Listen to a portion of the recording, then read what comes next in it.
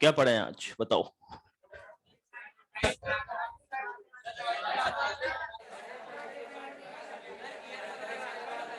अरे रिवाइज भाई,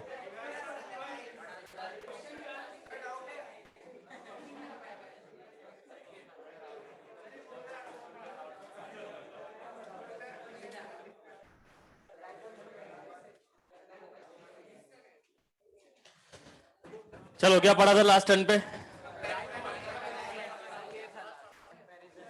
dipole moment है ना। अभी होता है रिवाइज, रुको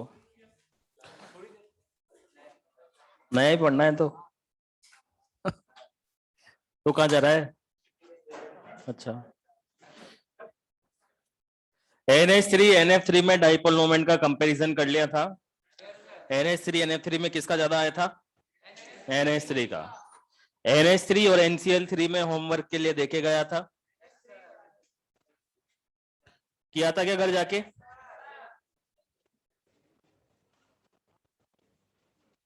बता दिया था क्या मैंने? NH3 NCl3 नहीं बताया था ना। NH3 और NCl3 में अगर डाइपोल मोमेंट कंपेयर करेंगे तो NH3 का स्ट्रक्चर ऐसा बनेगा और NCl3 का स्ट्रक्चर ऐसा बनेगा। दोनों का स्ट्रक्चर कैसा बनेगा? पिरामिडल। दोनों का स्ट्रक्चर पिरामिडल बनेगा।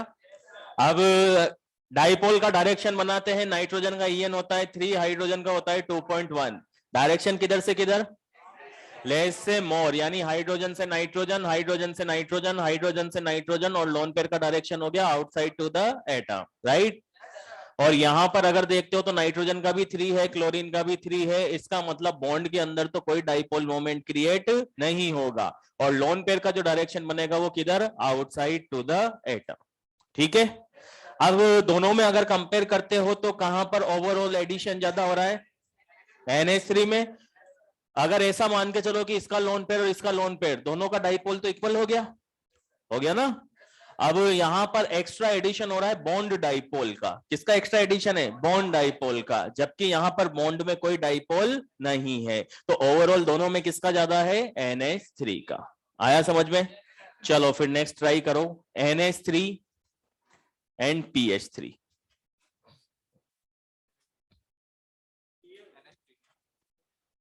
NH3 एंड PH3,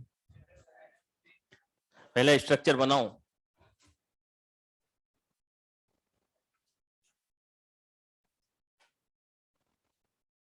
स्ट्रक्चर बनाओ अच्छे से पूरा।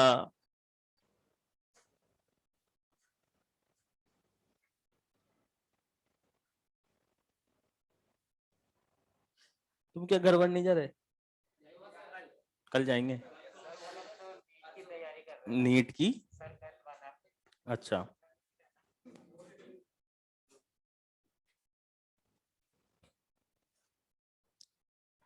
हाँ भाई गए। इतनी भयंकर तैयारी। एक तो पता चला हो कि LN वाले के MNR बैच के लिए स्पेशली नीट हो रहा हो सकता है। चलो NH3 और PH3 में कंपैरिजन करते हैं, बताओ दोनों में किसका ज्यादा? NH3 का। चेक कर रहे हैं, ये NH3 ऑलरेडी बना रखा है हमने, मैं डायरेक्टली डायरेक्शन बना देता हूं। और PH3 में अगर बात करें तो PH3 के अंदर PHHH और यहां पर क्या है? Lone pair, right. फॉस्फोरस का EN 2.1, हाइड्रोजन का 2.1, और लोन पेयर का direction outside to the atom. तो PH3 के अंदर जो डाइपोल मोमेंट क्रिएट हुआ है वो किसकी वजह से क्रिएट हुआ है? बॉन्ड की वजह से या लोन पेयर की वजह से? तो ओवरऑल अगर दोनों में कंपेयर करते हो तो एडिशन कहां पर ज्यादा है, और NH3 में एडिशन ज्यादा है, इस वजह से इसका डाइपोल मोमेंट भी ज्यादा होगा। आई थोड़ी सी बात समझ में, या पूरी आ गई? पक्का? तो फिर आगे बढ़ते हैं। बेंजीन का नाम सुना है? C6H6। तो फिर बताओ बेंजीन पोलर होगा या non polar?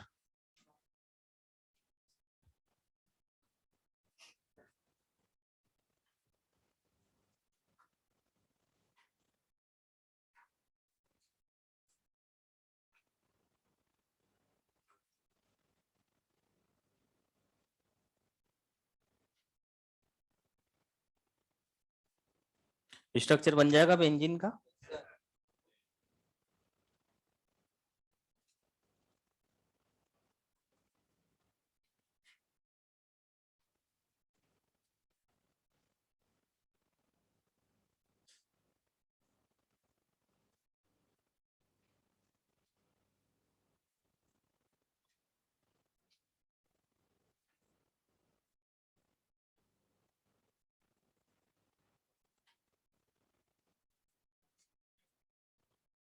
Planar non planar नहीं, पोलर नॉन पोलर बता दो।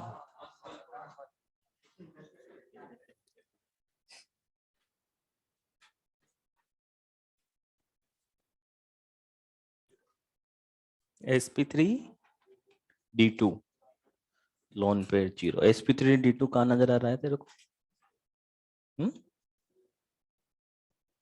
sp3d2 कहां नजर आ रहा है स्ट्रक्चर में? ट्रिक से करें तो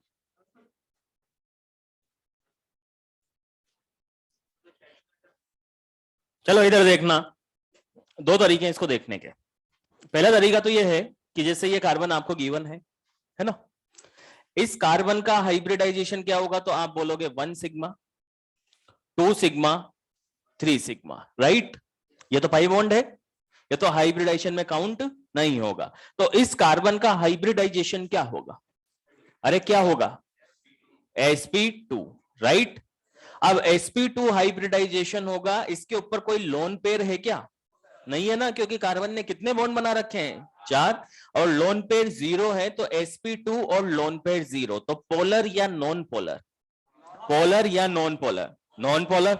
सभी के सभी कार्बन एकदम सेम है, तो ये कार्बन नॉन पोलर, ये कार्बन नॉन पोलर, सभी के सभी कार्बन अगर नॉन पोलर है तो ओवरऑल मॉलिक्यूल भी कैसा होगा? Non polar. ठीक है। दूसरा तरीका यह है कि आप डायरेक्शन बना लो। डायरेक्शन कैसे? यहां पे कार्बन है, कार्बन का EN कितना होता है? 2.5, राइट? हाइड्रोजन का EN 2.1, सब जगह यही है। अब यहां पे अगर आपको डायरेक्शन बनाना है तो less EN to more EN, यानी हाइड्रोजन से कार्बन, तो हाइड्रोजन से कार्बन इस डायरेक्शन में आएगा। इधर भी हाइड्रोजन से कार्बन, यानी ये इस डायरेक्शन में जाएगा डाइपोल, राइट? इधर हाइड्रोजन से कार्बन, यानी कि ये इस डायरेक्शन में आएगा। इधर भी हाइड्रोजन से कार्बन, यानी ये इस डायरेक्शन में आएगा। आमने सामने 180 कैंसिल आउट, आमने सामने 180 कैंसिल आउट। इधर भी हाइड्रोजन से कार्बन और इधर भी हाइड्रोजन से कार्बन, आमने सामने 180 कैंसिल आउट। तो ओवरऑल जहां पर भी डाइपोल मोमेंट क्रिएट हो रहा है वो सभी डाइपोल आपस में क्या हो रहे हैं? कैंसिल आउट हो रहे हैं, और कैंसिल आउट हो रहे हैं तो net dipole mu equal to कितना आ रहा है? 0। और म्यू इक्वल टू 0, तो पोलर या नॉन पोलर? Non polar. बात आई क्या समझ में?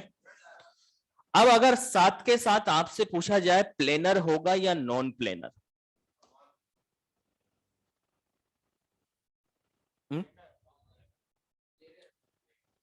इस कार्बन पे हाइब्रिडाइजेशन सभी पे सेम होगा। अब sp2 होगा तो sp2 का शेप ट्रायगोनल प्लेनर, और ट्रायगोनल प्लेनर तो ओवरऑल मॉलिक्यूल कैसा होगा? ओवरऑल मॉलिक्यूल कैसा होगा? प्लेनर। तो अगर बेंजीन के लिए आपसे पूछा जाए कि ये प्लेनर होगा या नॉन प्लेनर होगा, तो आप बोलोगे प्लेनर। क्यों होगा प्लेनर? क्योंकि सभी कार्बन पे हाइब्रिडाइजेशन sp2 है, ट्रायगोनल प्लेनर है, इसलिए ओवरऑल मॉलिक्यूल कैसा होगा? प्लेनर। जैसे हमने लास्ट टाइम पे एक क्वेश्चन करा था, which of the following molecule is polar as well as planar, किया था ना? तो अगर इस टाइप से पूछ लिया जाए कि which of the following molecule is non polar as well as planar, question कैसे भी पूछा जा सकता है, ठीक है? तो नॉन पोलर कैसे है ये आ गया समझ में? कैसे है? सारे के सारे जो डाइपोल है वो कैंसिल आउट हो रहे हैं, और प्लेनर कैसे है, कार्बन के ऊपर sp2 हाइब्रिडाइजेशन है। क्लियर? चलो एक और क्वेश्चन ट्राई करना।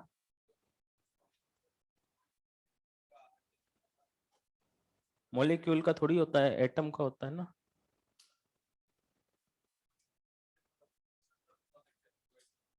ऐसे कैसे पता करेंगे यार, ऐसे कैसे पता करेंगे? मैं वैसे थोड़ी ना होता है यार हर में यार।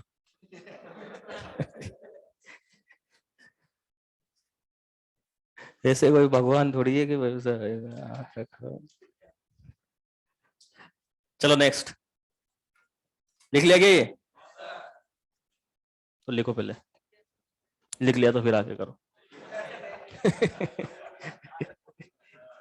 पहले करो यार, एक साथ ही चलेंगे, अब ऐसे इतने से बच्चे तो फिर ऐसे आगे पीछे में मजा नहीं आएगा।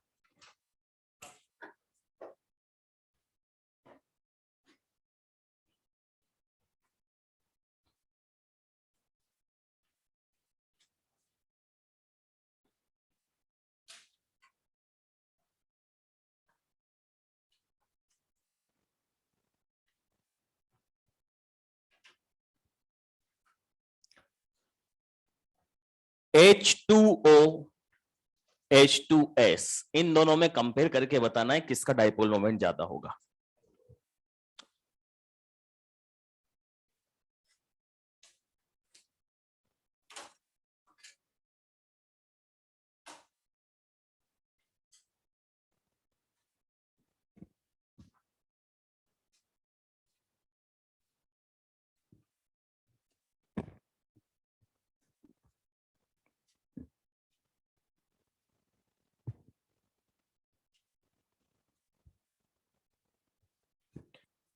टेस्ट में ओड इलेक्ट्रॉन स्पीशीज तक आएगा, इन दोनों में कंपेयर करके बताओ क्यों?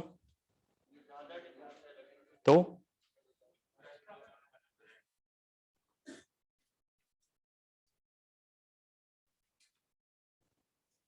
पहले स्ट्रक्चर स्ट्रक्चर बनाओ, डायरेक्शन वायरेक्शन बनाओ।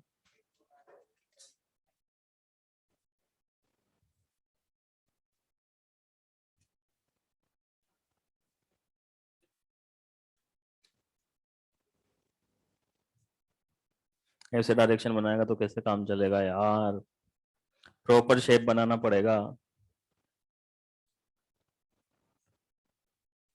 प्रॉपर शेप बनाना पड़ेगा। क्यों?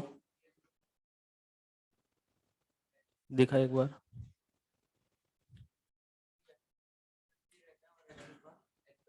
सही है।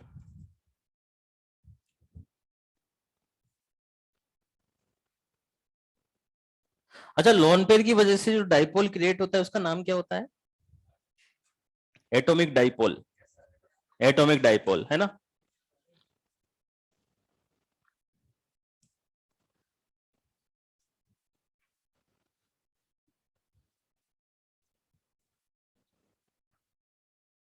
तो मतलब जिन जिन ने छुट्टी की है वो सब टॉप करेंगे कल वाले टेस्ट में, पोस्टर छपेंगे उनके, है ना। चलो देखते हैं दोनों में किसका डाइपोल मोमेंट ज्यादा होगा।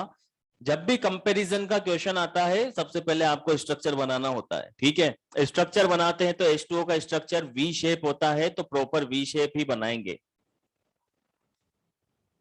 अगर H2O का स्ट्रक्चर ऐसा बना लिया तो गलत हो जाएगा, क्योंकि ये इस डायरेक्शन में जाएगा, less En to more En, दोनों इस डायरेक्शन में जाएंगे।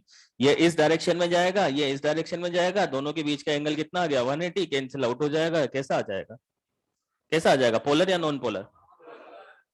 जबकि H2O फेमस मॉलिक्यूल है, और फेमस मॉलिक्यूल है तो कैसा होता है, पोलर होता है। तो स्ट्रक्चर आपको प्रॉपर ही बनाना पड़ेगा, ठीक है। दूसरा है H2S, और H2S सेम होगा बिल्कुल, जैसा ऑक्सीजन वैसा सल्फर। इसका स्ट्रक्चर ऐसा बना लिया, ठीक है।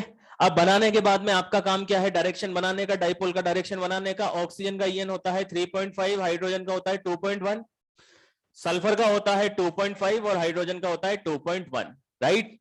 और लोन पेयर का डायरेक्शन किधर होता है, आउटसाइड टू द एटम। तो इस डायरेक्शन में लोन पेयर, इस डायरेक्शन में लोन पेयर, यहां पर भी इस डायरेक्शन में लोन पेयर, इस डायरेक्शन में लोन पेयर, राइट।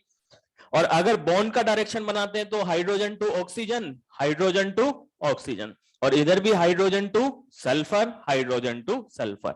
अब इनके अंदर चारों का डायरेक्शन कैसा है? सेम है। इसमें भी ओवरऑल एडिशन हो रहा है, इसमें भी ओवरऑल एडिशन हो रहा है। तो कैसे डिसाइड करेंगे किसका डाइपोल मोमेंट ज्यादा होगा? तो कहने का मतलब यह है कि यहां पर दो लोन पेयर है, यहां पर दो लोन पेयर है, लोन पेयर में कोई डिफरेंस नहीं होता है। लोन पेयर की वजह से जो डाइपोल क्रिएट होता है उसको बोला जाता है एटॉमिक डाइपोल, यानी एटॉमिक डाइपोल तो इन दोनों के अंदर कैसा होगा? एटॉमिक डाइपोल कैसा होगा? अब बात आती है कि बॉन्ड डाइपोल, क्योंकि एडिशन तो चारों का हो रहा है ना। अब बॉन्ड डाइपोल किसमें ज्यादा होगा? तो ऑक्सीजन है तो प्लस माइनस चार्ज ज्यादा क्रिएट होंगे, और प्लस माइनस चार्ज ज्यादा क्रिएट होंगे तो प्लस माइनस चार्ज ज्यादा क्रिएट होने का मतलब यह है कि बॉन्ड के अंदर जो डाइपोल का मैग्नीट्यूड होगा वो ज्यादा होगा, और बॉन्ड के अंदर मैग्नीट्यूड ज्यादा होगा डाइपोल मोमेंट का, तो मैग्नीट्यूड ज्यादा तो रिजल्टेंट भी ज्यादा। यही बात समझ में आ गई क्या? क्या समझ में आई? कि लोन पेयर की वजह से जो क्रिएट हुआ वो तो सेम है, चेंज किसमें है? बॉन्ड वाले में। किसमें डिफरेंस है? बॉन्ड वाले में। और बॉन्ड वाले में डिफरेंस है तो बॉन्ड वाले में बॉन्ड डाइपोल कहां पर ज्यादा होगा? ऑक्सीजन एंड हाइड्रोजन के बीच में। और बॉन्ड डाइपोल ज्यादा होगा तो ओवरऑल मैग्नीट्यूड भी क्या होगा? ज्यादा आएगा। इस वजह से H2 और H2S में किसका ज्यादा होगा? H2O का। क्लियर? चलो तो फिर नेक्स्ट।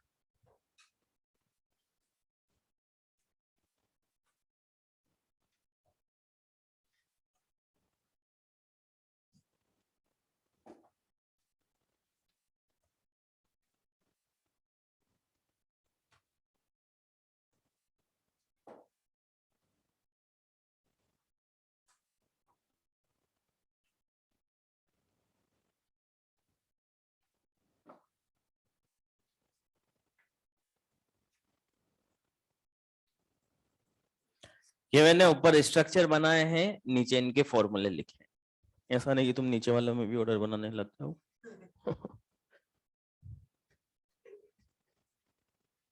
कुछ भी हो सकता है। मैंने पहले बता, बढ़िया डायरेक्शन वायरेक्शन बनाओ।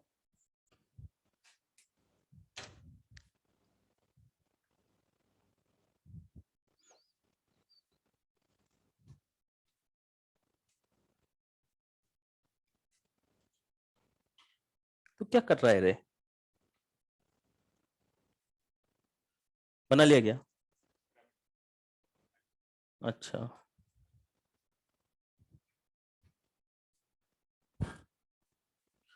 हाँ यार, दोनों मर्ज होने के बाद तो पहली क्लास आई ना।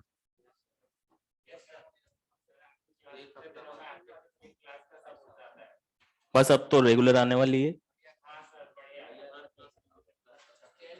क्या? बस अब रेगुलर आने वाली है दिवाली के बाद में।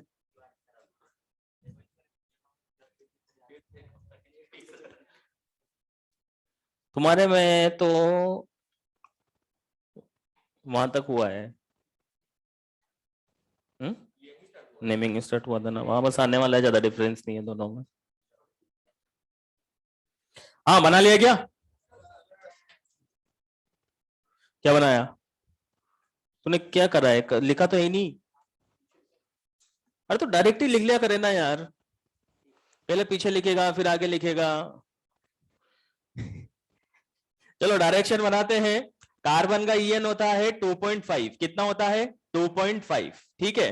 और क्लोरीन का ईएन होता है 3, और हाइड्रोजन का ईएन होता है 2.1, यही होता है। तो पहला काम ही हमारा क्या है? डायरेक्शन बनाने का।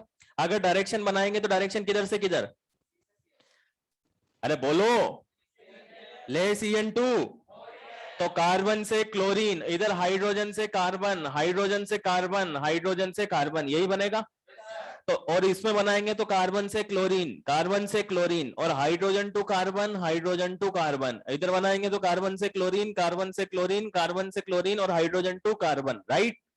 अब ओवरऑल सेम डायरेक्शन में किधर की तरफ नजर आ रहे हैं? फर्स्ट वाले में। अगर फर्स्ट वाले में देखते हो तो चारों की डायरेक्शन सेम है। सेकंड वाले में देखते हो तो तीन का डायरेक्शन सेम है, एक का अपोजिट है। ठीक है, और इसमें देखते हो तो 2 का डायरेक्शन सेम है, 2 का अपोजिट है, राइट।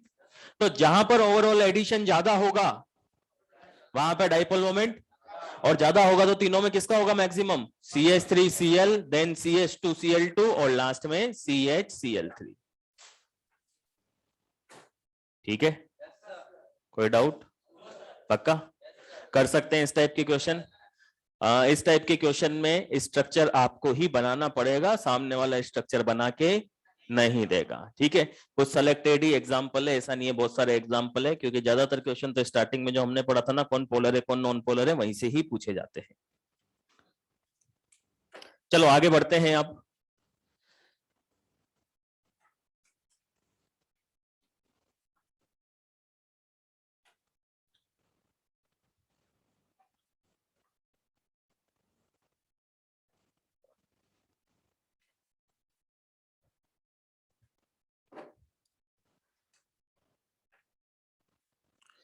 अभी हमने बेंजीन देखा था ना।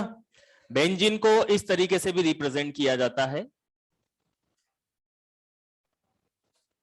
ठीक है, अब इस तरीके से रिप्रेजेंट किया जाता है तो इसके अंदर क्या होता है कि 2 टाइप के नोमेनक्लेचर होते हैं बेंजीन से रिलेटेड। ज्यादा नोमेनक्लेचर तो इसमें पढ़ोगे तुम ऑर्गेनिक में। ठीक है, अपने जितना काम का है उतना सा नोमेनक्लेचर अपन देख लेते हैं। एक तो होता है ओल्ड नोमेनक्लेचर। कौन सा? ओल्ड। अब जैसे इस टाइप का आपको कोई कंपाउंड दिया हुआ है, ठीक है, इस टाइप का कोई कंपाउंड दिया हुआ है, आपसे पूछा है इसका नाम बताओ, तो इसका नाम आप सिंपली अगर कुछ भी नहीं पढ़ा हुआ होता तो आप ये बोलते कि 2 क्लोरीन है ना, और बीच में क्या है, बेंजीन, तो इसका नाम आप क्या बोलते, डाई क्लोरोबेंजीन। क्या बोलते, डाई क्लोरोबेंजीन, राइट। लेकिन अगर इसका एक्चुअल नाम देखें तो इसका एक्चुअल नाम क्या होगा, किसी भी एक पोजीशन को, यहां पर 2 पोजीशन पे क्लोरीन लगा हुआ है और 2 पोजीशन पे क्लोरीन लगा हुआ है, तो किसी भी एक पोजीशन को स्टैंडर्ड पोजीशन मान लिया जाता है। किसी भी एक पोजीशन को स्टैंडर्ड पोजीशन मान लिया जाता है। भाई दबे मैंने इस पोजीशन को स्टैंडर्ड माना, तो इसको अगर मैंने स्टैंडर्ड माना, मैं यहां पे लिख देता हूं स्टैंडर्ड पोजीशन। अगर इस पोजीशन को स्टैंडर्ड माना तो इस पोजीशन के रेस्पेक्ट में जो फर्स्ट पोजीशन होगी उसको बोला जाएगा ऑर्थो। क्या बोला जाएगा, ऑर्थो। ठीक है, जैसे मैं सेकंड कंपाउंड बनाता हूं। सेकंड कंपाउंड इस तरीके का है कि यहां पर है क्लोरीन, यहां पर है क्लोरीन। ठीक है, इस पोजीशन को हम स्टैंडर्ड मानते हुए चल रहे हैं, तो इस पोजीशन के रेस्पेक्ट में ये वाली जो पोजीशन होगी इसको बोला जाता है मेटा। क्या बोला जाता है इसको, मेटा। और नेक्स्ट पोजीशन हम बनाते हैं, ऊपर वाली जो पोजीशन है ये वाली, ये स्टैंडर्ड पोजीशन है। ठीक है, इसके रेस्पेक्ट में ये वाली जो पोजीशन होगी इसको बोला जाता है पैरा। क्या बोला जाता है, पैरा। ठीक है, तो फर्स्ट पोजीशन ऑर्थो, ऑर्थो। अब आपसे पूछा जाए कि इस कंपाउंड का नाम बताओ, तो आप बोलोगे ऑर्थो डाइक्लोरोबेंजीन। क्या बोलोगे, ऑर्थो डाइक्लोरोबेंजीन। इसका नाम मेटा डाइक्लोरोबेंजीन। इससे क्या है कि पोजीशन क्लियरली विजिबल हो रही है कि मेटा का मतलब ये वाली पोजीशन, और इसका नाम क्या होगा, पैरा डाइक्लोरोबेंजीन। ठीक है, तो कहने का मतलब यह है कि आप जिस भी पोजीशन को स्टैंडर्ड मानोगे उसके जस्ट पास वाली, जैसे इसको मैंने स्टैंडर्ड माना तो इसके जस्ट पास वाली ये वाली पोजीशन ऑर्थो। अगर मान लीजिए इस क्लोरीन को मैंने इस साइड लगाया तब भी ऑर्थो, तब भी ऑर्थो।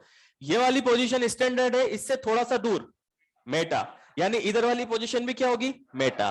बात आ रही है समझ में। और इस पोजीशन को स्टैंडर्ड माना है तो ये कौन सी हो गई, पैरा। इधर से भी कैलकुलेट करोगे तो कौन सी आएगी, पैरा। तो जस्ट पास वाली, उससे थोड़ी दूर और सबसे दूर। क्लियर है बात। और दूसरा इसका नोमेनक्लेचर होता है आईयूपीएसी वाला। आईयूपीएसी वाला बहुत सिंपल होता है। हाँ, आईयूपीएसी वाला बहुत सिंपल होता है और ये वाला थोड़ा सा टफ होता है, तो इसका भी अपने को आइडिया होना चाहिए। इसमें क्या है, ये बेंजीन है और टोटल कितने कार्बन होते हैं बेंजीन में, 6। तो किसी को भी सारे कार्बन सेम होते हैं तो कहीं से भी नंबरिंग स्टार्ट कर सकते हैं। ठीक है, तो मैंने मान लीजिए यहां इसको 1 माना, इसको 2, 3, 4, 5, 6। ठीक है, अब जैसे मान लो मैंने यहाँ पे क्लोरीन लगाया, यहाँ पे क्लोरीन लगाया, क्या बोलोगे? 1,3-डाइक्लोरोबेंजीन। ठीक है, अब क्या बोलोगे? 1,2,3-ट्राइक्लोरोबेंजीन, है ना? अगर मैंने यहां पे भी लगा दिया 1,2,3,5 टेट्राक्लोरोबेंजीन, आप क्या बोलोगे?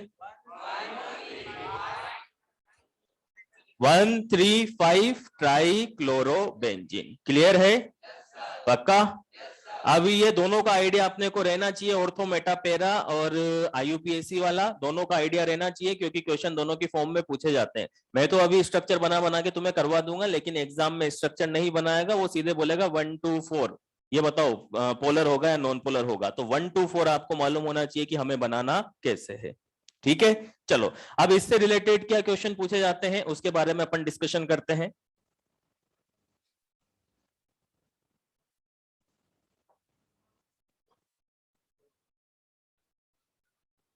आईयूपीएससी के अकॉर्डिंग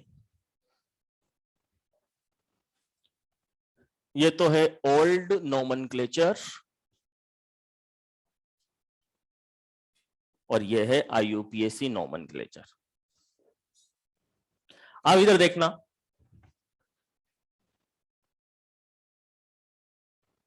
ये तो है बेंजीन। ये क्या है? बेंजीन। बेंजीन कैसा, पोलर या नॉन पोलर? पोलर या नॉन पोलर? पोलर या नॉन पोलर? और दूसरा कंपाउंड मैंने इसी के ही बगल में बनाया,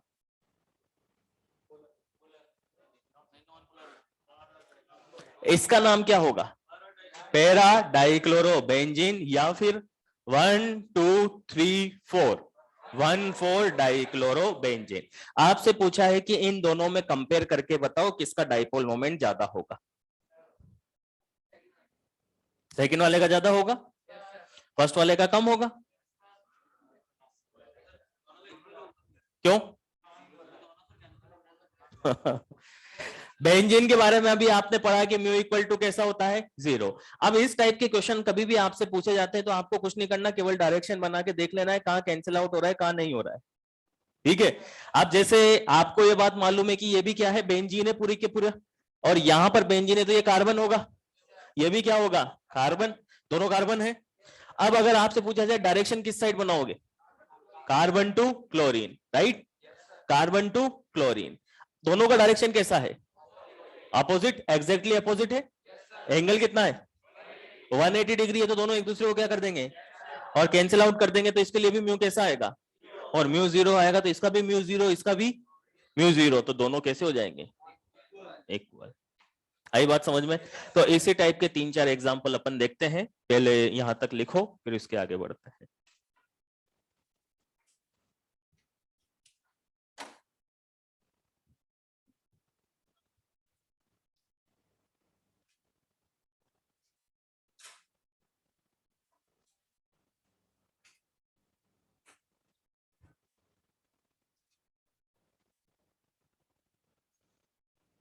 ये ऐसे ही लिख ले उसमें छोटा सा।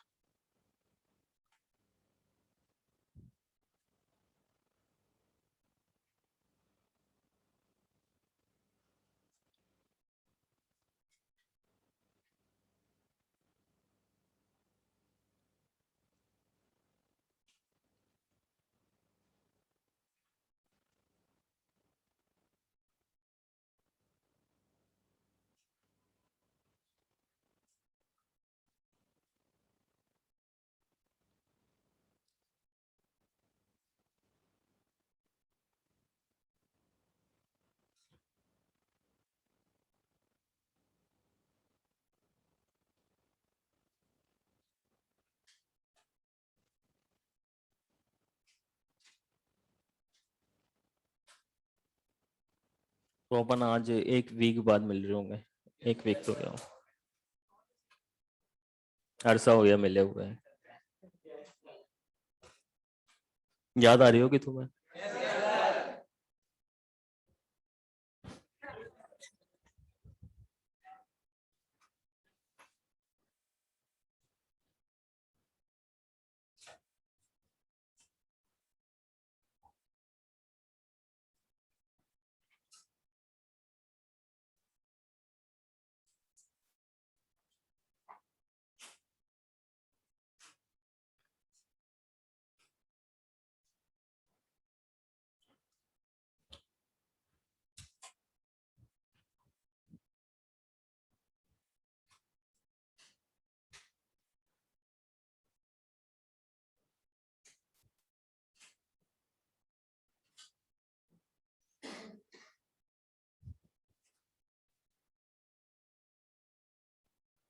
नोमेनक्लेचर के पहले ओल्ड लिखा हुआ है और नीचे IUPAC लिखा हुआ है।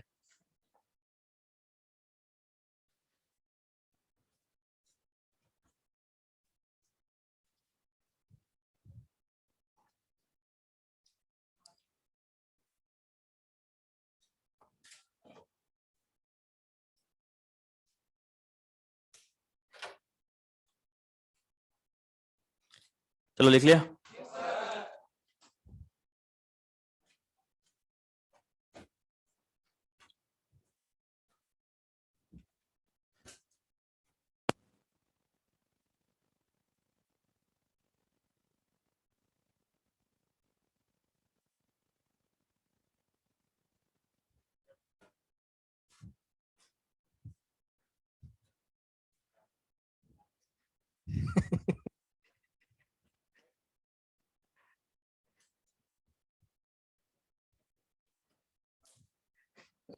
कुछ नहीं हुआ।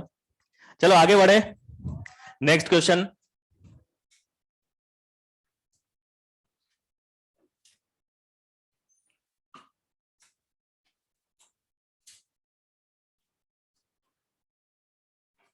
थोड़ा सा वेक्टर यूज में लेना।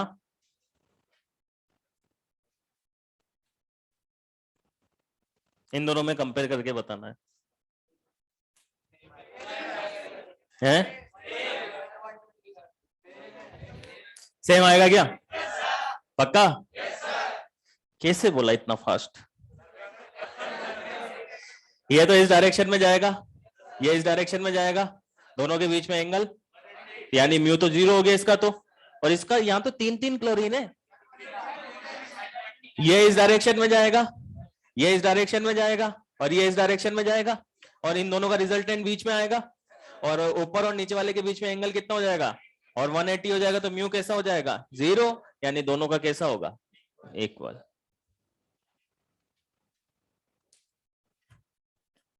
तो फिर इसी बात पे एक और क्वेश्चन।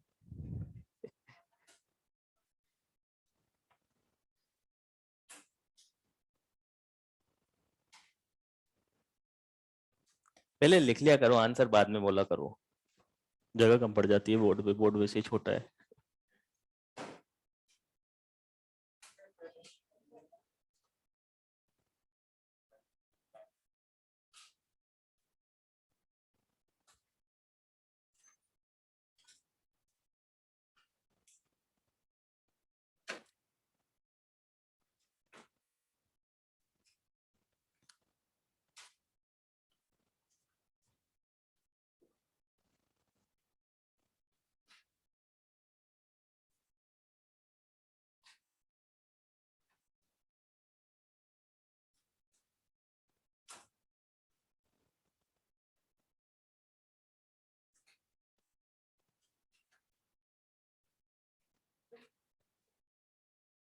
क्या? ये रेजोनेंस होता है।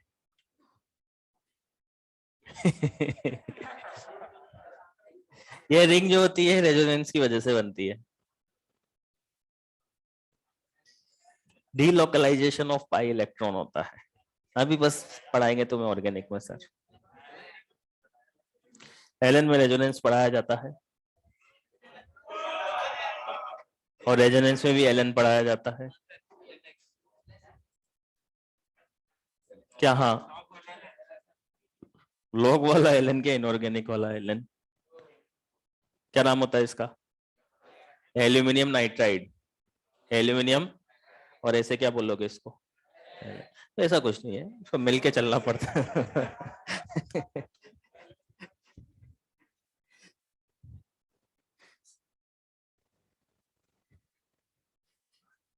तो रेजोनेंस तो फिजिक्स में भी आता है, वेव्स वगैरह जो पढ़ते हैं। चलो किसका ज्यादा है? फर्स्ट वाले का। क्यों? नॉन जीरो होगा, और सेकंड वाला तो 0 होगा, क्योंकि दोनों अपोजिट है, एक दूसरे को कैंसिल आउट कर देंगे। तो इसका तो म्यू 0 आ गया। अब यहाँ पे कैंसिल आउट तो नहीं हो रहे ना, ये इस डायरेक्शन में और ये इस डायरेक्शन में है, तो दोनों का रिजल्टेंट कुछ ना कुछ तो आएगा, यानी नॉन जीरो होगा। तो ये कैसा है? नॉन जीरो है। नॉन जीरो है तो दोनों में किसका ज्यादा होगा? फर्स्ट वाले का।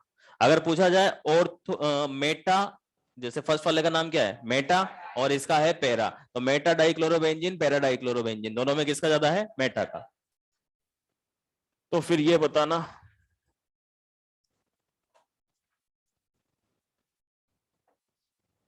यार इधर जगह छोटी पड़ेगी।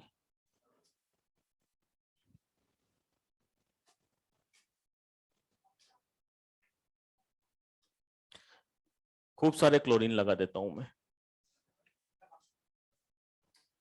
एक और लगा देता हूं।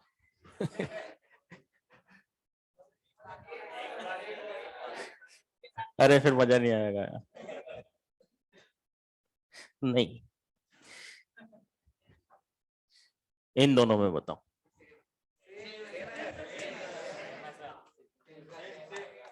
पता सेम कैसे आएगा?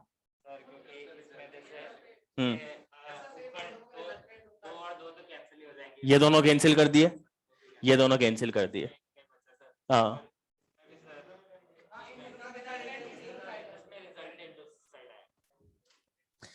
अगर मान लेते हैं कि ये दोनों तो कैंसिल हो गए आमने सामने वाले, तो यहां पर ये जो डाइपोल क्रिएट हुआ इसको कंसीडर कर लेते हैं म्यू, राइट। और यहां पे देखते हो तो इसकी वजह से मान लेते हैं म्यू, तो इसकी वजह से भी कितना होगा, म्यू। तो इन दोनों का रिजल्टेंट कहां पे आएगा, बीच में, और बीच में आएगा तो ये भी कितना होगा, म्यू। तो यहां पर भी कितना क्रिएट हुआ है, म्यू, यहां पर भी कितना क्रिएट हुआ है, म्यू, यानी दोनों का डाइपोल मोमेंट कैसा होगा, इक्वल। आ गया समझ में, या ऊपर से जा रही है, आ रहा है समझ में? तो फिर नेक्स्ट कंपैरिजन करना।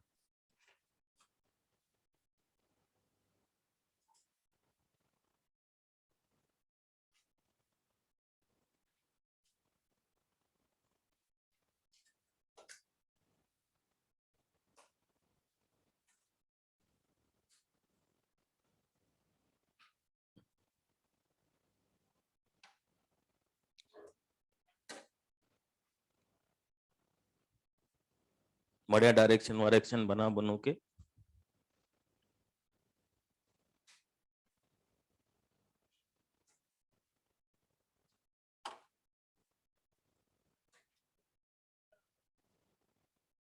सेकंड का ज्यादा होएगा या फर्स्ट का ज्यादा होएगा, सेकंड का, फर्स्ट का ज्यादा होएगा ना, सेकंड का। अच्छा, एक टर्म यहाँ पे सुनना ध्यान से, जैसे इसमें देखो आप, इधर भी क्लोरीन है उधर भी क्लोरीन है, आमने सामने क्लोरीन है, और आमने सामने सेम एटम होता है, तो इस टाइप के कंपाउंड को बोला जाता है ट्रांस। क्या बोला जाता है, ट्रांस। और अगर अगल बगल सेम होता है तो इसको बोला जाता है सिस। आमने सामने सेम है ट्रांस, अगल बगल सेम है तो सिस, ठीक है। ये सिस ट्रांस तुम ऑर्गेनिक में पढ़ोगे ज्यादा डिटेल में, अभी के लिए केवल इतना ध्यान रख लो कि आमने सामने सेम होंगे तो ट्रांस, अगल बगल सेम होंगे तो सिस। अब डायरेक्शन बनानी है, डायरेक्शन बनानी है तो क्लोरीन का कितना होता है 3, और कार्बन का होता है 2.5, और हाइड्रोजन का होता है 2.1, लेस EN2, यानी लेस EN2 मोर का मतलब carbon to chlorine, carbon to chlorine, hydrogen to carbon, hydrogen to carbon, आमने सामने है, 180 पे है, कैंसिल आउट, कैंसिल, यानी म्यू इक्वल टू कैसा हो गया, 0। यहां पर अगर आप देखते हो तो यहां पर carbon to chlorine, carbon to chlorine, और ये भी हो गया कार्बन टू क्लोरीन, ठीक है, और ये हो गया हाइड्रोजन टू कार्बन, और ये हो गया हाइड्रोजन टू कार्बन, ठीक है। अब यहां पर अगर आप देखते हो तो ओवरऑल ये दोनों ऐड हो जाएंगे, और ओवरऑल ये दोनों भी क्या हो जाएंगे, और ऐड हो जाएंगे, तो इन दोनों का कुछ ना कुछ रिजल्टेंट आएगा, 0 तो नहीं होगा ना, यानी कि यहां पर ओवरऑल रिजल्टेंट आएगा, तो ये कैसा होगा, mu is not equal to 0, और नॉट इक्वल टू 0 होगा तो दोनों में किसका डाइपोल मोमेंट ज्यादा होगा, फर्स्ट वाले का सेकंड वाले का, किसका ज्यादा होगा, सेकंड वाले का। तो अगर ट्रांस और सिस में कंपेयर करते हैं तो किसका डाइपोल मोमेंट ज्यादा है, सिस का। क्लियर है? तो इस टाइप के क्वेश्चन सिंपल वे में पूछे जाते हैं, बस डायरेक्शन बनाओ और आंसर लाओ। लिख लिया सभी ने? तो लिखो फटाफट, टॉपिक खत्म होने वाला है। चैप्टर कंप्लीट होने की तो बात ही मत करना, अभी तो रेगुलर क्लास आएगी ना, रेगुलर क्लास आने के बाद में भी 1 महीना लगेगा, 1 महीना, हाँ 1 महीना तो मान लो। मतलब पूरा नवंबर लग जाएगा। आधा क्या, 70% मॉड्यूल हो जाएगा।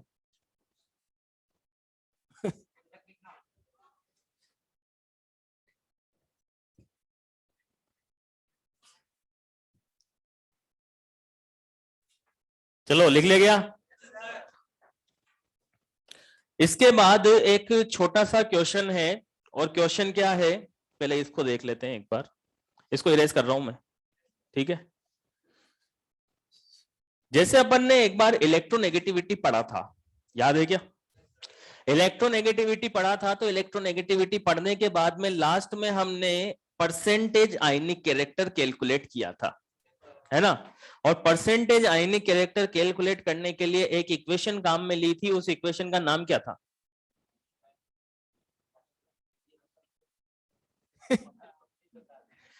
उस इक्वेशन का, हाँ कल ही तो आएगा। उस इक्वेशन का नाम था हेनी स्मिथ इक्वेशन, था ना।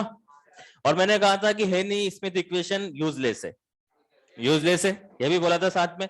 तो वो सच में यूजलेस है, ठीक है।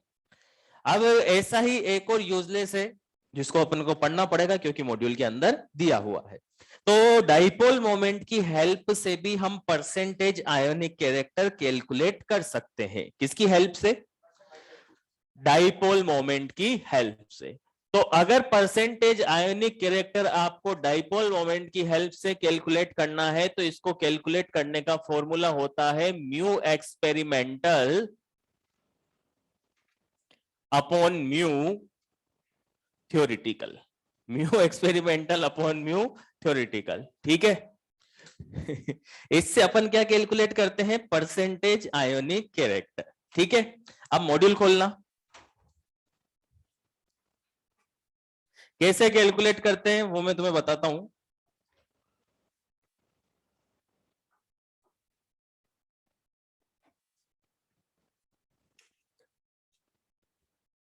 ये एक इलस्ट्रेशन दिया हुआ है पेज नंबर 75 पे।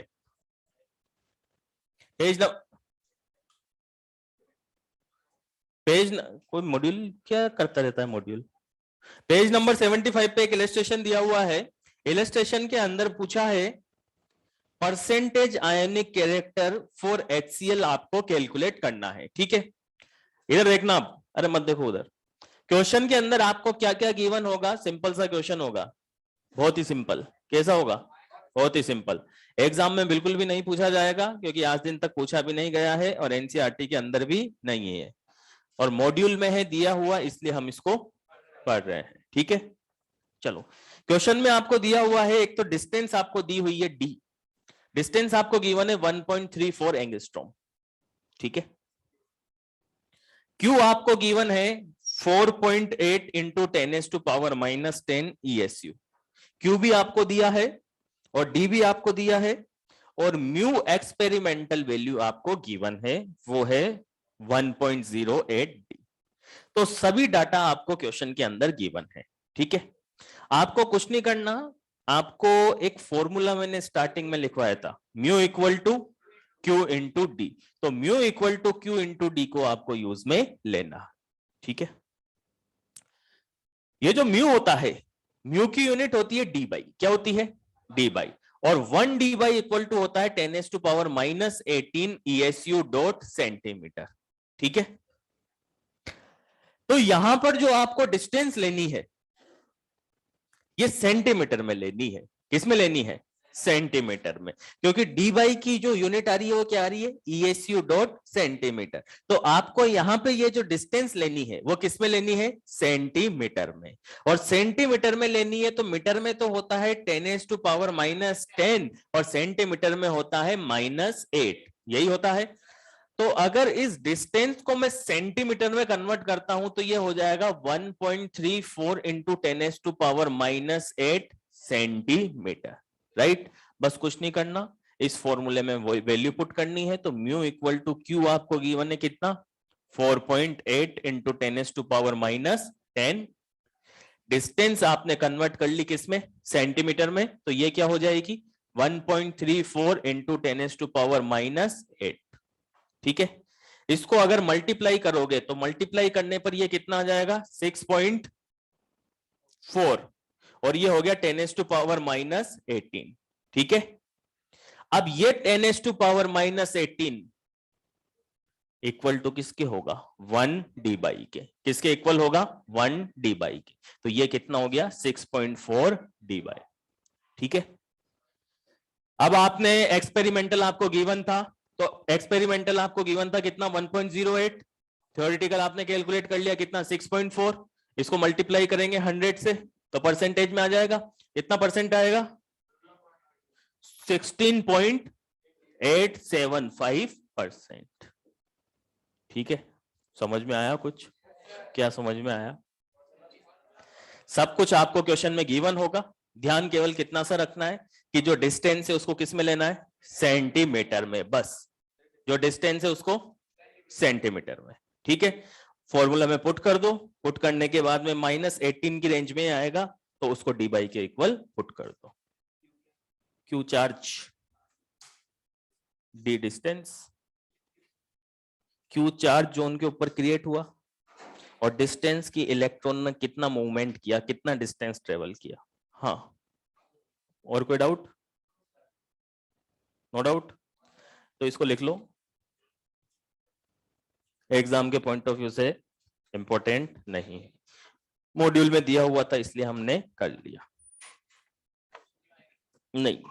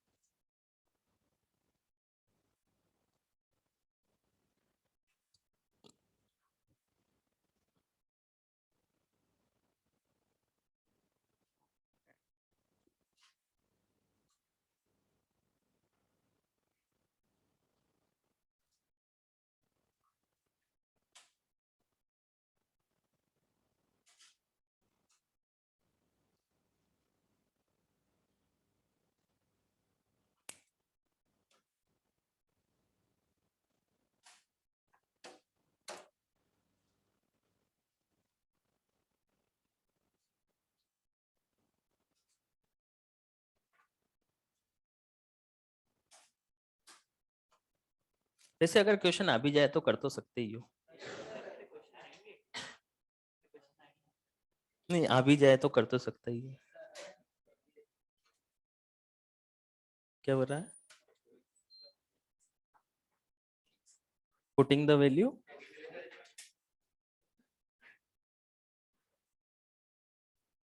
इंग्लिश में बोलता है तो यार।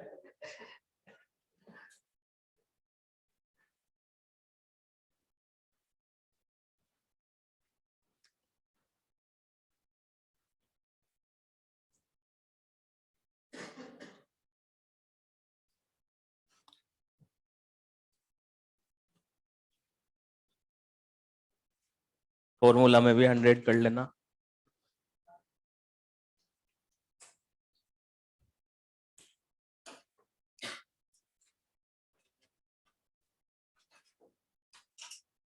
चलो लिख लिया गया।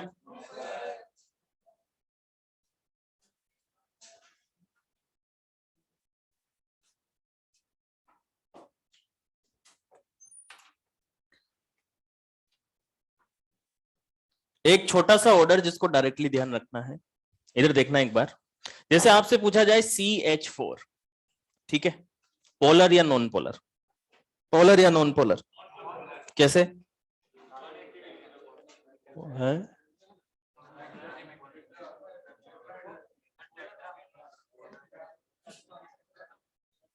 अबे ये भी भूल गए क्या? ये तो डायरेक्टली अपन ने कितने सारे क्वेश्चन करे थे। हाँ वो तो बोलो। हाइब्रिडाइजेशन, sp3 और लोन पेयर, sp3 और लोन पेयर 0, तो पोलर या नॉन पोलर? नॉन पोलर होगा। तो ये जो CH4 है ये कैसा है? Non polar, right. Second example मैंने यहां पे लिखा NH3।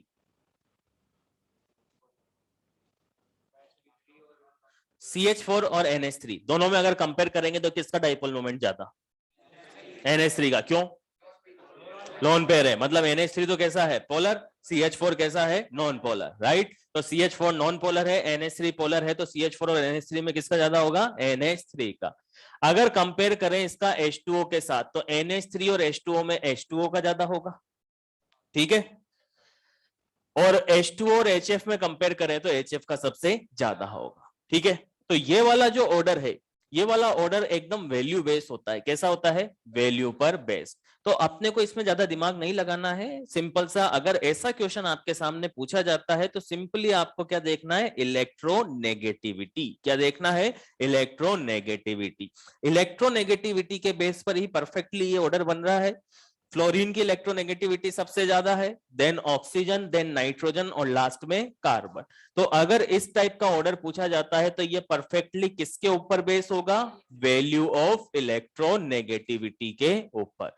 जिसकी इलेक्ट्रोनेगेटिविटी ज्यादा होगी उसका डाइपोल मोमेंट भी ज्यादा होगा। और ये चारों के चारों जो है वो काफी फेमस कंपाउंड है। लाइक CH4 कई बार यूज में आता है, NH3, H2O, HF। तो इसको डायरेक्टली ही मेमोराइज कर लेना इस वाले ऑर्डर को।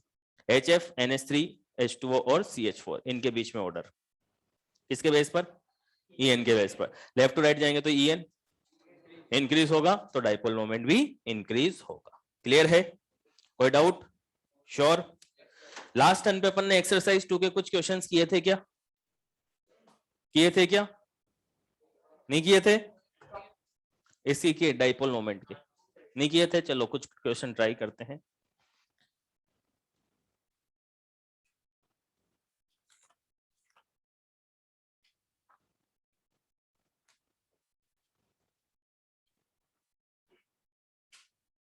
जल्दबाजी कोई नहीं करेगा, ठीक है। क्वेश्चन की लैंग्वेज को पहले अच्छे से पढ़ना है।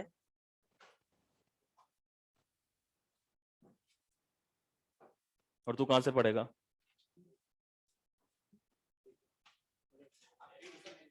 है? चलो पेज नंबर 101,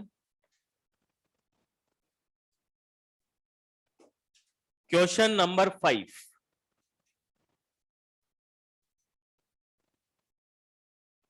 क्वेश्चन नंबर 5।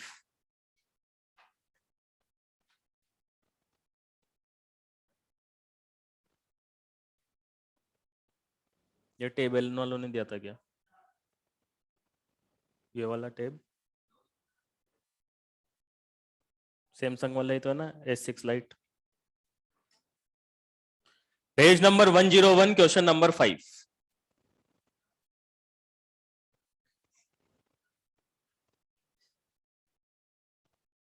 आराम से कॉपी पेन लेके और सोल्व कर लो।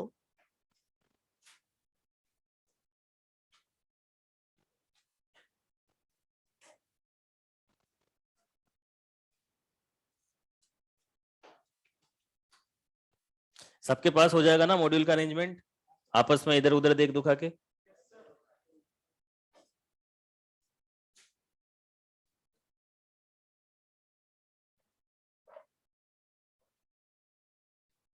हर एक क्वेश्चन के पॉइंट्स को मैंने लास्ट टर्न पे तुम्हें लैंग्वेज बेस्ड क्वेश्चन करवाए थे ना, याद है क्या?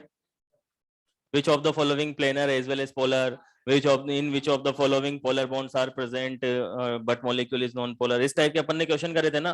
तो ये भी लैंग्वेज बेस्ड ही क्वेश्चन है। ऐसे क्वेश्चन ज्यादा पूछे जाते हैं एग्जाम में। तो पहले आप, सिंपल है क्वेश्चन, आपको आता है। अगर मैं आपसे पूछता हूँ NH3 NF3 में किसका डाइपोल मोमेंट ज्यादा होगा?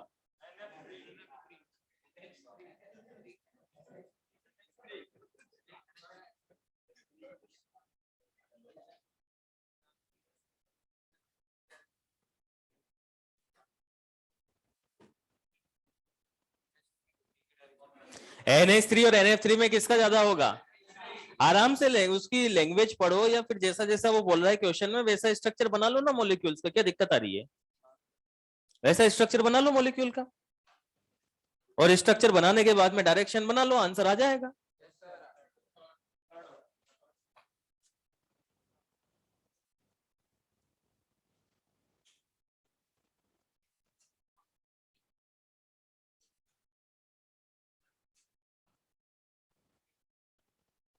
हाँ, क्या है आंसर?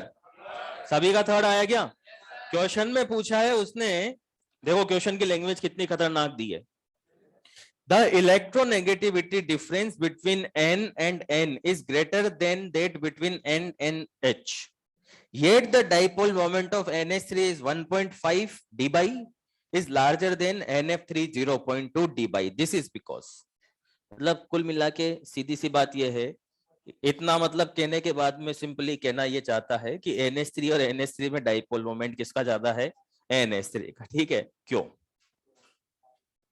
क्योंकि NH3 के अंदर अगर आप डायरेक्शन बनाओगे तो सभी डायरेक्शन एक ही साइड जाएगी, यानी ओवरऑल वेक्टर सम क्या है? ज्यादा, तो रिजल्टेंट भी ज्यादा आएगा, और रिजल्टेंट ज्यादा आएगा तो डाइपोल मोमेंट भी ज्यादा होगा। क्लियर है? तो ऐसा आपको कौन से ऑप्शन में मिल रहा है? थर्ड ऑप्शन में। थर्ड ऑप्शन में लिखा हुआ in NH3 the atomic dipole, atomic dipole का मतलब lone pair, atomic dipole and bond dipole are in same direction, right, where as NF3 these are in opposite direction. Clear है? चलो next question try करना, page number 103, question number 38। आगे बैठ जाए ना, तो बार बार उठ उठ के क्यों भाग रहा है? इसको बैग को उठा के पीछे रख दे, तुम्हारी तो दोस्ती बढ़िया है ही सही।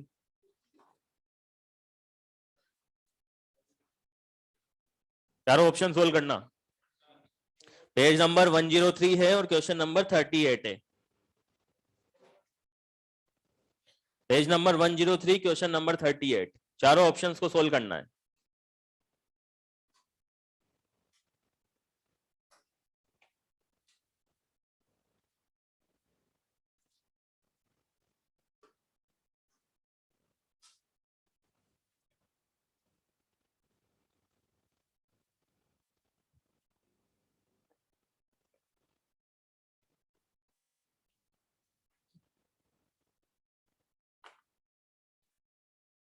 फिर टेबल में से देख लेना, अगर टेबल याद होगी हो तो देखने की जरूरत नहीं है।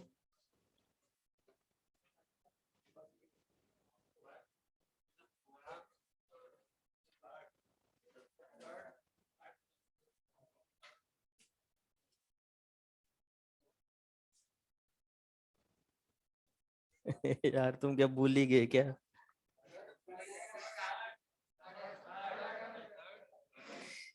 ये सारे एग्जाम्पल में करा के गया था। Which of the following is a polar molecule, right? XCF4, sp3d2 2 lone pair. तो अगर उस टेबल में देखोगे तो sp3d2 2 लोन पेयर पोलर या non polar? Non polar. BF3 sp2 zero lone pair, तो sp sp2 sp3 में अगर जीरो लोन पेयर होते हैं तो कैसा होगा? Non polar. और अगर एक भी लोन पेयर आ जाता है तो पोलर। और SiF4 फोर्थ ऑप्शन में आपको गिवन है, SiF4 का हाइब्रिडाइजेशन कैलकुलेट करोगे तो sp3 आएगा, sp3 और लोन पेयर, और sp3 और लोन पेयर जीरो, तो polar non polar? Non polar. और SF4 में देखोगे तो sp3d 1 लोन पेयर, sp3d और 1 लोन पेयर है, इसका मतलब sp3d में 0 या 3 लोन पेयर आते हैं तो नॉन पोलर होता है, 1 या 2 आता है तो पोलर। ठीक है, चलो एक और क्वेश्चन इसी पेज पर, क्वेश्चन नंबर 4040। ये तो था 38, नेक्स्ट क्वेश्चन है 40, 4040।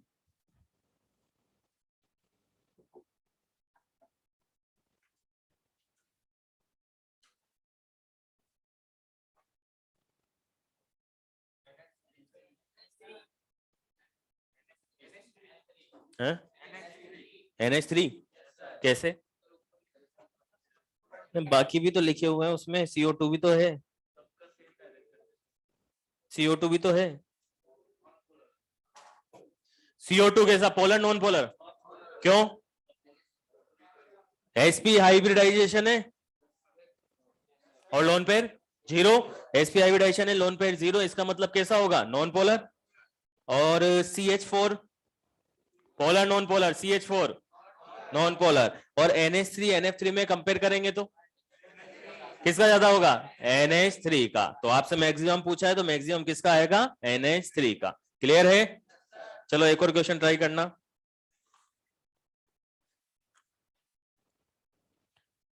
Page number 106, question number 78।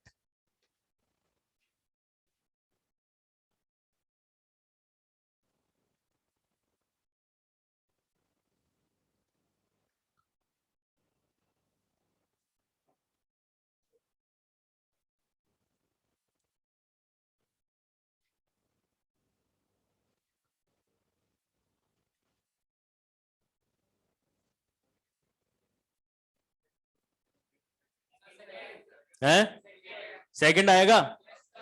BF3 का कैसा होगा? पोलर नॉन पोलर है, क्यों? sp2 हाइब्रिडाइजेशन है और लोन पेयर 0 है, तो sp2 और लोन पेयर 0 तो कैसा होगा? Non polar, right. NH3 NF3 में कंपेयर करोगे तो NH3 का ज्यादा होगा, और NH3 और H2O में कंपेयर करोगे तो H2O का ज्यादा होगा। अब आप इस तरीके से भी देख सकते हो कि NH3 और NF3 का कंपैरिजन कितनी बार पूछा गया है? 3 बार तो आ चुका है ना, और अभी इसमें पूरे क्वेश्चन नहीं है। आप ये मान के चलो कि कम से भी कम NH3 और NF3 का जो कंपैरिजन है वो 5-6 बार पूछा जा चुका है एग्जाम में। तो जो NH3 और NF3 का कंपैरिजन हमने किया था उसको तो हाईली इंपॉर्टेंट मार्क कर ही लेना, और एक इसको इंपॉर्टेंट मार्क कर लेना जो लास्ट में लिखा है हमने ऑर्डर। इन दोनों को तो इंपॉर्टेंट मार्क कर ही लेना, और जो टेबल मैंने बनवाई थी कॉन्सेप्ट ऊपर लिखवा के, वो टेबल जितना जल्दी याद होगी, जितना फ्रिक्वेंटली याद होगी, आंसर उतना ही फास्ट आएगा। होमवर्क नोट कर लेना दिवाली का।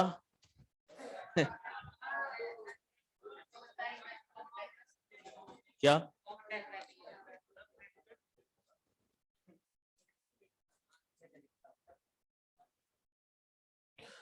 कॉमन टेस्ट में क्या करेगा तू? क्या करेगा कॉमन टेस्ट में?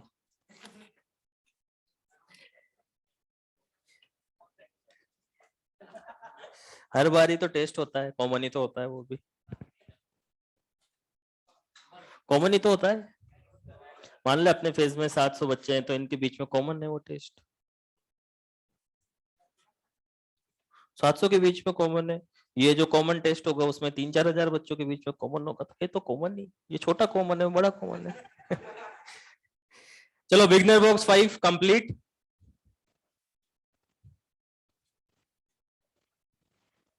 बिगनर बॉक्स 5 कंप्लीट, ठीक है। और एक्सरसाइज 1 में क्वेश्चन नंबर 90 से 9090 से 105 तक,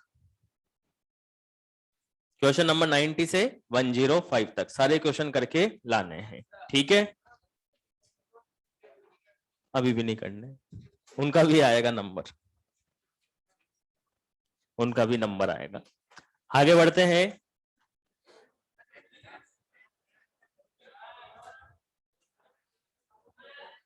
क्या डाउट है बताओ। देखो, रिवीजन में क्या होता है मैं तुम्हें बताता हूँ। जैसे तुमने आईपी और ईए पढ़े, ठीक है। अभी तो थोड़ा बहुत कंफ्यूजन होगा कि आईपी और ईए में डिफरेंस क्या होता है, अभी ज्यादा कंफ्यूजन नहीं होगा। आईपी, ईए और ईएन, बस वही तो नहीं बताने। आईपी और ईए तुमने पढ़े ना, तो क्वेश्चन वगैरह करते होंगे तो थोड़ा सा कंफ्यूजन आता होगा कि यार कई बार आईपी का ऑर्डर पूछता है, ईए का निकाल लेते हैं, ठीक है। जबकि अपन ने बहुत सिंपल वे में उनको पढ़ा है ना। अब अगर मैंने तुम्हें रिवीजन कराया तो अभी तो कंफ्यूजन आईपी और ईए में ही आ रहा है।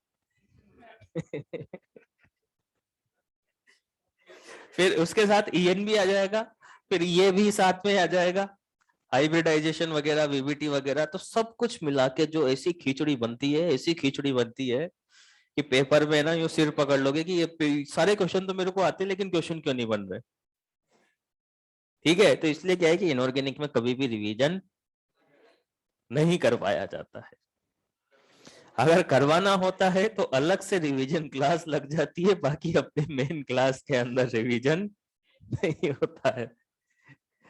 ये ऐसी रिस्क में नहीं लेता हूँ रिवीजन करवाने की।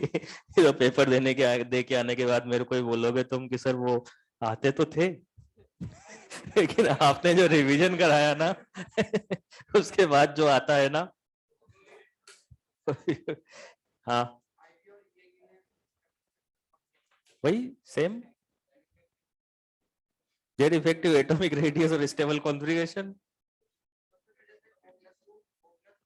हाँ, आईपी भी ज्यादा होगा, ये भी ज्यादा होगा।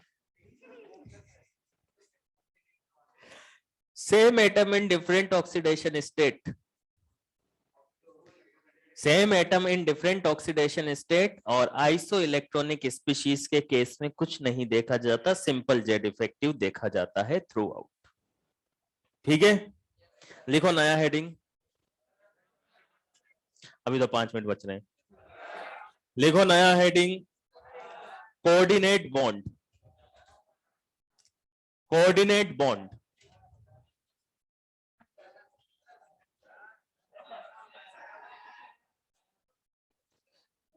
कोऑर्डिनेट बॉन्ड न्यू हेडिंग है कोऑर्डिनेट बॉन्ड, और इसका दूसरा नाम होता है dative bond. Dative bond, coordinate bond या फिर इसका दूसरा नाम होता है डेटिव बॉन्ड, और इसको पढ़ेंगे नेक्स्ट टर्न पर, दिवाली के बाद में। हेडिंग इसलिए लिखा है क्योंकि आते ही अपने को पढ़ने का काम रहे।